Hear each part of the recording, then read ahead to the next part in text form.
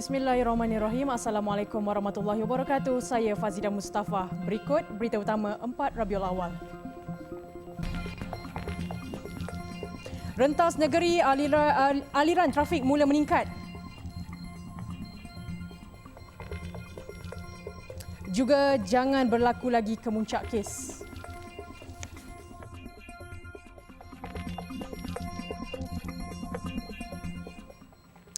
Berkuat kuasa hari ini, rakyat yang lengkap vaksinasi COVID-19 dibenarkan untuk merentas negeri tanpa memerlukan kebenaran polis selepas kadar vaksinasi lengkap populasi dewasa mencapai 90% semalam. Tinjauan di Plaza Tul Gombak yang menjadi pintu keluar utama warga kota menuju ke destinasi sekitar Pantai Timur menjelang jam 12.30 malam semalam mendapati tiada aliran trafik luar biasa. Tinjauan berita Al-Hijrah mendapati keadaan jalan kelihatan tenang sebelum detik 12 malam, tidak seperti yang disangkakan kebanyakan pihak. Kawasan tepi lebuh raya yang dijangkakan menjadi tempat berhenti sementara menunggu jam 12 malam itu lengang dan kosong. Bagaimanapun tinjauan kru mendapati kenderaan mula bertambah kira-kira 12.30 malam. Saya daripada Selayang nak ke Gua Musang. Kira rasa seronok bila kerajaan dapat bagi rentas negeri ni. Lagipun dah lama tak tengok mak mentua semua. Itu sajalah. Tak dapat nak terkata apa-apa. Kira bersyukur sangat. Kenapa pilih malam ni juga? Nak balik malam ni sebab takut sesak. Situasi ini menunjukkan orang ramai tidak terburu-buru, sebaliknya merancang perjalanan dengan baik. Semalam kerajaan bersetuju memberi kebenaran untuk rakyat Malaysia yang telah menerima vaksinasi lengkap untuk melakukan pergerakan rentas negeri bermula hari ini. Perdana Menteri Datuk Seri Ismail Sabri Yaakob berkata, dengan keputusan itu rakyat bebas melakukan pergerakan seperti balik kampung untuk berjumpa ibu bapa yang telah lama berpisah, melancong dan sebagainya. Dalam padi itu, tinjauan di Plaza Tul Gombak yang dilakukan pagi tadi sehingga jam 12 tengah hari mendapati aliran trafik di Plaza Tul itu dilaporkan masih lengang dan terkawal. Hanya beberapa kenderaan sahaja melaluinya untuk ke destinasi Pantai Timur. Bagaimanapun, aliran trafik di Plaza Tul tersebut dijangka meningkat bermula Rabu ini dan ia dijangka berlarutan hingga hujung minggu ini. Dalam pada itu, hari pertama kebenaran rentas negeri menyaksikan jumlah kemasukan kenderaan ke Kelantan meningkat hampir 20%. Ketua Polis Kelantan, Datuk Syafin Mamat berkata, peningkatan kenderaan dari Lembah Kelang, utara tanah air serta Terengganu ini dikesan mulai masuk ke negeri itu selepas tengah malam semalam melalui 3 pintu masuk utama ke negeri itu iaitu daerah Gua Musang, Jeli dan Pasir Putih. Kalau hari pertama ni kita sudah melihat kenderaan yang memasuki negeri Kelantan ni sudah bermula meningkat. Dan sebentar tadi saya buat pemantauan di sekitar Kota Baru dan juga daerah Tumpat. Apabila kita bertanya rakan-rakan ni, mereka mengatakan baru sampai daripada Kuala Lumpur, daripada Johor dan sebagainya. Beliau berkata demikian ketika ditemui media selepas meninjau sekatan Jalan Raya SGR pintu masuk Kelantan Terengganu di Bukit Yong, Pasir Putih petang tadi. Hasil tinjauan di SGR tersebut mendapati trafik di kawasan itu sesak lebih 2 km berikutan kepulangan rakyat Kelantan dan anggota SGR yang bertugas membuat pemeriksaan teliti bagi mengelakkan individu yang tidak lengkap vaksinasi terlepas masuk atau keluar dari negeri ini. Kenderaan yang ingin masuk ke Kelantan juga didapati melebihi daripada kenderaan yang menuju keluar negeri ini. Datuk Syafin berkata anggotanya di SGR tersebut juga berjaya mengesan seorang individu yang cuba merentas masuk ke negeri ini walaupun belum lengkap dos vaksinasi dan mengarahkan individu berkenaan berpatah balik. Dalam perkembangan sama, Datuk Syafin memberitahu Polis Kelantan telah menubuhkan 154 pasukan pemantau yang terdiri daripada 540 pegawai dan anggota bagi melakukan pemantauan pematuhan prosedur operasi standard SOP pencegahan COVID-19 di tempat-tempat tumpuan orang ramai di negeri ini. Anggota yang akan berpakaian awam serta ada yang beruniform itu akan memastikan penduduk negeri ini serta perantau yang baru pulang dari luar sentiasa mematuhi SOP untuk mengelakkan kes COVID-19 di Kelantan meningkat. Sementara itu, Ketua Jabatan Siasatan Penguatkuasaan Trafik Terengganu, Superintendent Ismail Man berkata, aliran trafik ke negeri itu termasuk laluan Lebuh Raya Pantai Timur 2 LPT2 dijangka meningkat lebih 2 kali ganda menjelang hujung minggu ini. Menurutnya, susulan itu beberapa perancangan telah dilakukan dengan kerjasama pihak konsesi LPT2 sekiranya berlaku kesesakan di laluan berkenaan. Katanya 60 anggota dan pegawai akan ditugaskan bagi melakukan rondaan dan pemantauan di sepanjang laluan termasuk laluan pantai. Berdasarkan kepada statistik yang ada pada pihak LPT2, kita jangkakan pada hujung minggu ni kenderaan akan meningkat. Kemungkinan besar akan pergi lebih 2 kali ganda. Kebiasaannya untuk satu hari itu kenderaan akan keluar masuk lebih kurang 15,000 buah kenderaan. Beliau berkata demikian selepas melakukan tinjauan di Lebuh Raya Pantai Timur 2 berhampiran Plaza Tul Kuala Terengganu siang tadi. Sebelum ini, Lebuh Raya Pantai Timur 2 sendirian Berhad menjangkakan kira-kira 38,000 hingga 45,000 kenderaan setiap hari apabila perjalanan rentas negeri dibenarkan semula. Baik, untuk mengetahui perkembangan terkini aliran trafik seluruh negara, kita terus berlintas langsung bersama wartawan Harizah Faisal dari Pusat Pemantauan Trafik Plus. Silakan Izzah.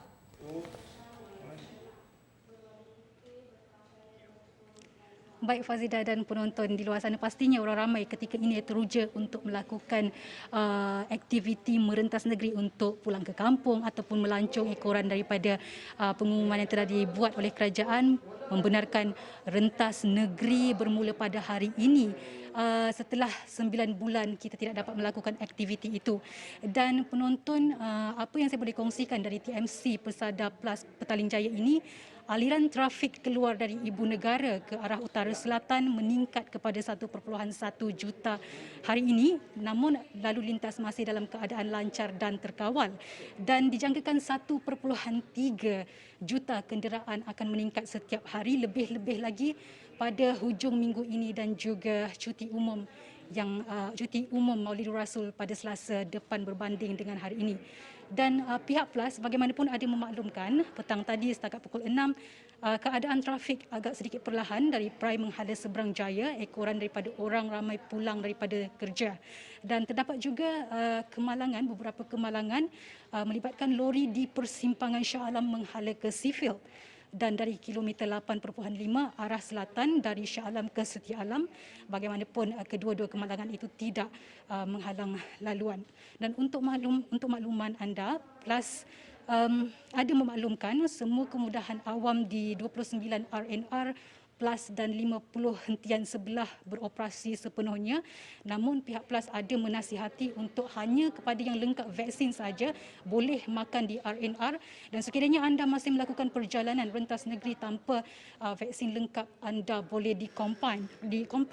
Dan selain itu, pastikan Plus menasihati kepada anda untuk periksa kenderaan anda sebelum melakukan perjalanan, rancang perjalanan anda, dan pastikan touch and go anda sentiasa mencukupi.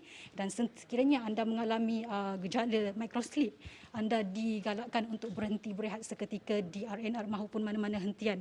Dan paling utama sekali adalah jaga SOP anda seperti mana yang telah dimaklumkan oleh Perdana Menteri Datuk Seri Ismail Sabri Yaakob semalam. Dan buat anda yang ingin mendapatkan info terkini dari semasa ke semasa, anda boleh muat turun aplikasi Plus App dan layari semua platform media sosial Plus untuk mendapatkan maklumat terkini.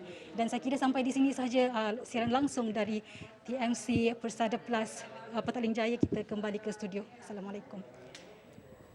Terima kasih Izzah atas laporan itu tadi. Dalam kegairahan merentas negeri bermula hari ini, Menteri Kesihatan Khairi Jamaluddin Abu Bakar mengingatkan orang ramai supaya memainkan peranan bagi memastikan tidak akan berlaku lagi kemuncak jangkitan kes COVID-19 di negara ini. Dalam ciapannya menerusi Twitter, Khairi Jamaluddin mengajak orang ramai mengimbau kembali graf kes harian COVID-19 di Malaysia dari 1 April hingga 31 Disember 2021 yang mana berlaku penurunan drastik daripada kemuncak yang disifatkannya sebagai bencana. Justru beliau mengingatkan orang ramai agar bersama-sama memastikan tidak lagi berlaku peningkatan graf tersebut. Semua pihak juga diingatkan terus memakai pelitup muka, memantau prosedur operasi standard dan amalkan TRIS iaitu test, report, isolate, inform dan seek. Penutupan sekatan jalan raya SGR di seluruh negara tepat jam 12.30 malam semalam sememangnya memberi kesan kepada petugas keselamatan yang hampir 2 tahun bertugas di kawasan itu. Bagi petugas SGR Plaza Tol Utara di Alustar, perkara yang pahit buat mereka adalah terpaksa berpisah dengan seekor kucing jagaan mereka yang dipanggil Kilat. Bagi Sarjan Budian Saftaib, 37 tahun, saat berpisah dengan kucing jantan itu amat menyedihkan kerana haiwan itu bersama dengannya sejak mula bertugas di SJR itu. Malah kucing itu adalah peneman dan penghibur buat mereka setiap hari. Kucing itu memang bermula tahun ini dibuka memang ada kat sini lah. Kucing tu kita orang pun tak tahu dari mana dia datang, memang dia juga ada kat sini. Jadi apa yang ada kita makan, kita bagi makanlah kucing. Kadang kita belikan makanan kucing lah. Untuk kucing yang ada di sini ya. Katanya sifatnya yang manja dan patuh pada arahan disenangi semua anggota lain. Jelas Budian, walaupun terdapat beberapa ekor lagi kucing lain, namun Kilat paling mencuri perhatian. Namun Kilat terpaksa diserahkan kepada orang lain untuk menjaganya. Menurut Muhammad Hadi Hashim, 38 tahun, dari bahagian elektrik Jabatan Kerja Raya JKR Kedah, dia tidak menyangka kucing berwarna perang dan berbulu lebat itu menjadi miliknya selepas anggota polis memberikan kepadanya untuk dipelihara. Saya mai buka barang sini saja. Tapi dia dengan anggota yang lama.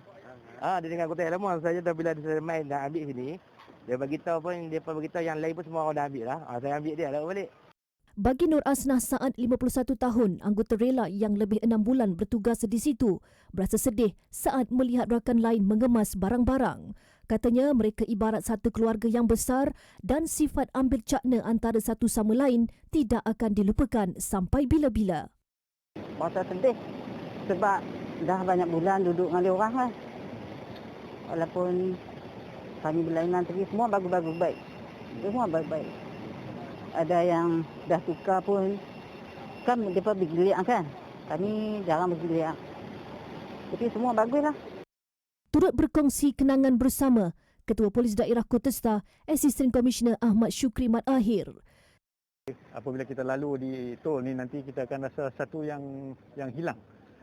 Dah hampir 2 tahun apabila kita melalui tol Alustar Utara ni, kita akan sentiasa melihat anggota-anggota bertugas dalam keadaan hujan dan panas. Tetapi pada malam ni semua penugasan tu tamat. 3 SJR iaitu Plaza Tol Alustar Utara, Plaza Tol Alustar Selatan dan Plaza Tol Hutan Kampung ditutup sepenuhnya tepat jam 12.30 malam semalam. Selepas ini, 3 beradik yatim piatu sekelip mata.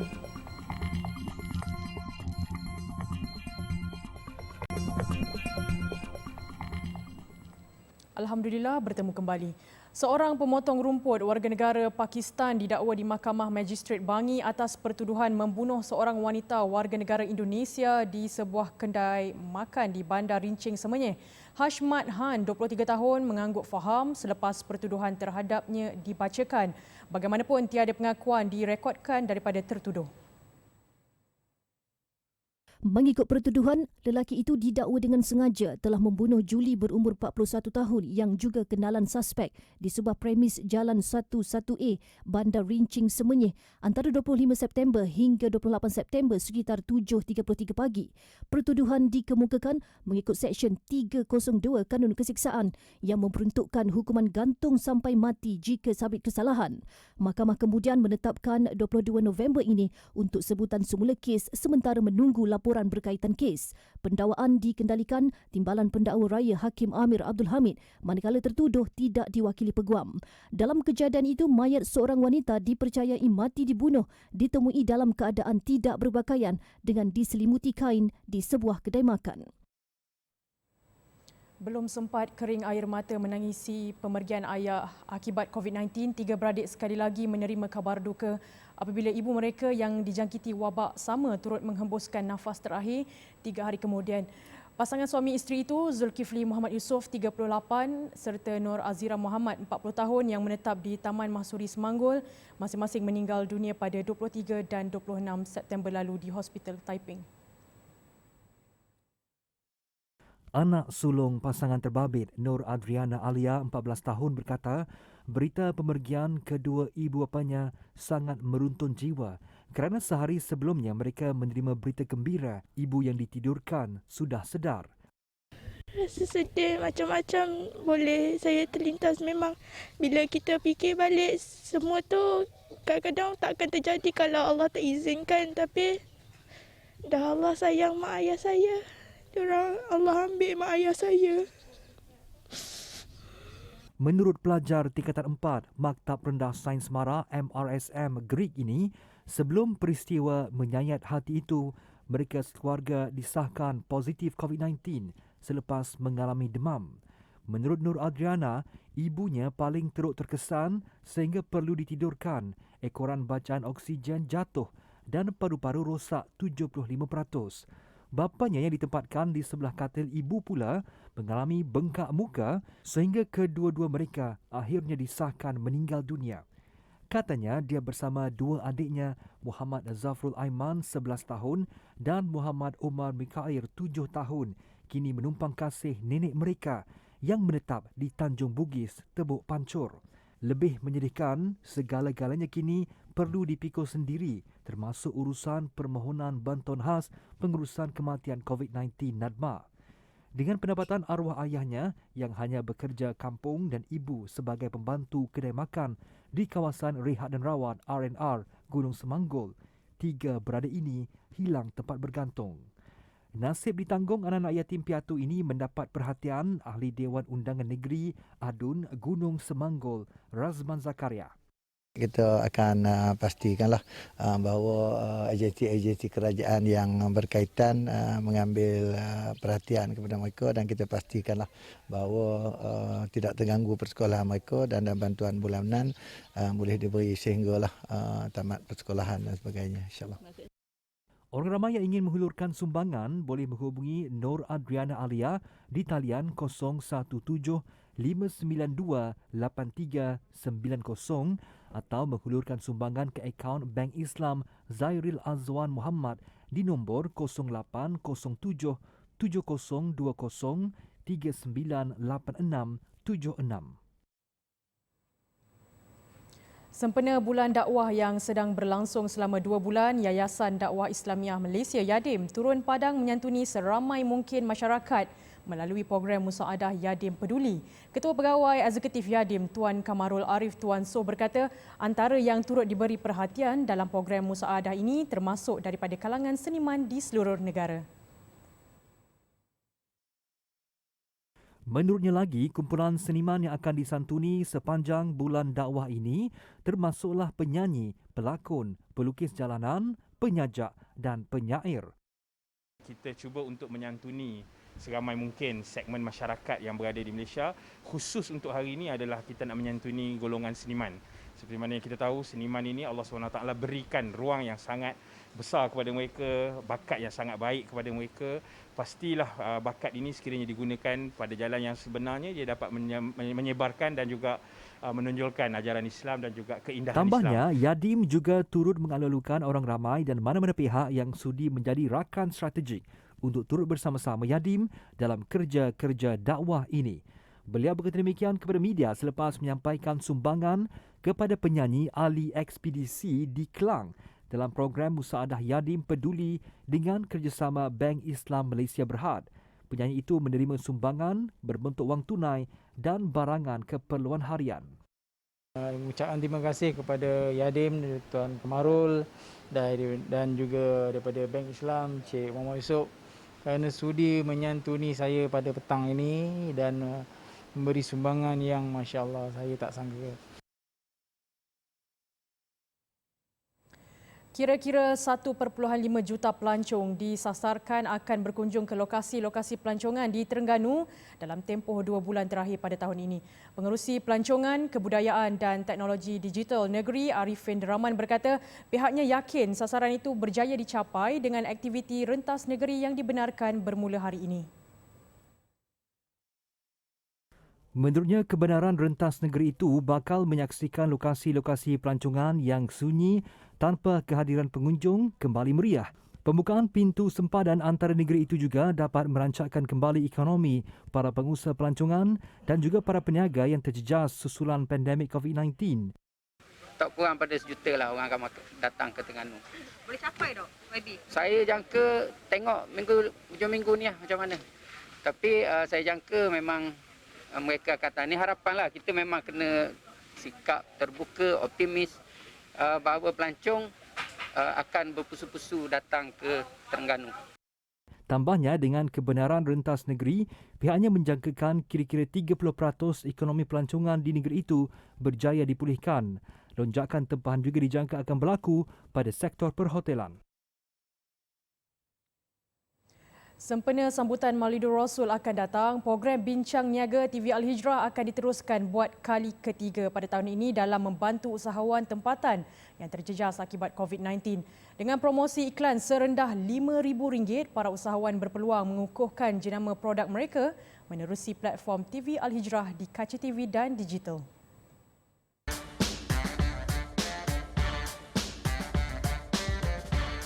Program Bincang Niaga yang mula dilancarkan pada tahun lepas mendapat sambutan menggalakkan dalam kalangan usahawan tempatan, terutama yang terkesan akibat pandemik COVID-19. Menurut Pegawai Strategi Media TV Al-Hijrah, Eliana Ahmad Sukal, pengiklanan produk menerusi televisyen memberi nilai tambah kepada sesuatu jenama berbanding menggunakan platform dalam talian seperti di media sosial. Pemasaran di dalam TV ni sangat berbeza dengan pemasaran secara online. Memang online kita boleh pergi pada bila masa saja. Banyak platform online di luar sana. Tetapi di TV kita mempunyai kriteria-kriteria tertentu. Maksudnya bukan semudah itu kita dapat membawa produk kita ni masuk ke TV. Sebab kita juga dipantau oleh seperti KKM atau MCMC. So produk-produk yang setelah masuk TV ni, so kita dapat kepercayaan. Tambahnya lagi, usahawan yang mendaftar berpeluang mengikuti program Bincang Niaga yang bersiaran secara langsung pada 20 Oktober ini, di mana terdapat beberapa sesi perkongsian oleh usahawan terpilih yang telah menyertai pengiklanan di TV Al-Hijrah sebelum ini. Menurutnya lagi, Bincang Niaga kali ini merupakan antara inisiatif TV Al-Hijrah dalam meningkatkan ekonomi ummah dengan membantu perniagaan usahawan serta menawarkan produk berkualiti kepada segenap lapisan penonton TV Al-Hijrah. Pendaftaran telah dibuka bermula hari ini sehingga 20 Oktober depan. Slot adalah terhad. Maklumat lanjut boleh layari laman sesawang TV Al-Hijrah di www.tvalihrah.com/bincangniaga atau imbas kod QR yang tertera.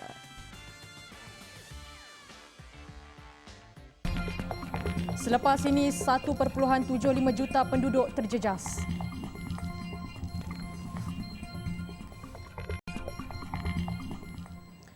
Sebagai langkah membendung COVID-19, New Zealand hari ini mengumumkan dasar baharu yang mewajibkan suntikan vaksin kepada kebanyakan pekerja sektor perkhidmatan kesihatan dan guru. Dasar itu dibuat bersandarkan hujah bahawa vaksin adalah pendekatan paling berkesan untuk melindungi jangkitan. Menteri Pendidikan yang juga Menteri Tindak Balas COVID-19 Chris Hipkins berkata berikutan vaksin antara kaedah untuk mengawal COVID-19, pihaknya dalam pada itu mewajibkan suntikan COVID-19 kepada golongan tertentu. Bermula 1 Disember, doktor, jururawat dan petugas barisan hadapan kesihatan lain perlu lengkap 2 dos suntikan vaksin. Sebelum ini, New Zealand muncul sebagai negara yang cemerlang dalam mengawal pandemik menerusi usaha lockdown dan penutupan sempadan negara. Bagaimanapun, kemunculan varian Delta pada Ogos membantutkan usaha sifar COVID dan arahan lockdown terpaksa dikuatkuasakan semula susulan peningkatan kes COVID-19 membabitkan Delta memuncak di Auckland. Perdana Menteri Jacinda Ardern berkata, varian Delta yang mempunyai kadar penularan lebih tinggi membuktikan bahawa ia sukar untuk dihapuskan. Banjir besar yang berpunca dari hujan lebat di wilayah Shanxi, China menjejaskan lebih 1.75 juta penduduk dari 76 kawasan. Bencana itu turut memusnahkan rumah penduduk serta tanam-tanaman. Aliran air yang deras memaksa pasukan penyelamat membuat benteng dari beg pasir. Usaha memindahkan penduduk dari kediaman juga giat dijalankan bagi memastikan keselamatan penduduk. Visual drone menyaksikan skala kawasan yang dibanjiri air meliputi 190,000 hektar kawasan pertanian manakala 17,000 rumah musnah. Sementara itu, penduduk yang terjejas terpaksa ditempatkan di pusat pemindahan sementara menunggu banjir surut. Pasukan penyelamat dalam masa sama menghantar bantuan kecemasan ke pusat pemindahan bagi memenuhi keperluan mangsa banjir. Pihak berkuasa tempatan memperuntukkan sekitar 50 juta yuan bagi menampung usaha-usaha untuk mengawal banjir. Laporan itu tadi mengakhiri berita Al-Hijrah malam ini. Jangan lupa layari alhijrahnews.com untuk lagi berita-berita pilihan dan eksklusif. Saya Fazida Mustafa. Assalamualaikum warahmatullahi wabarakatuh dan selamat malam.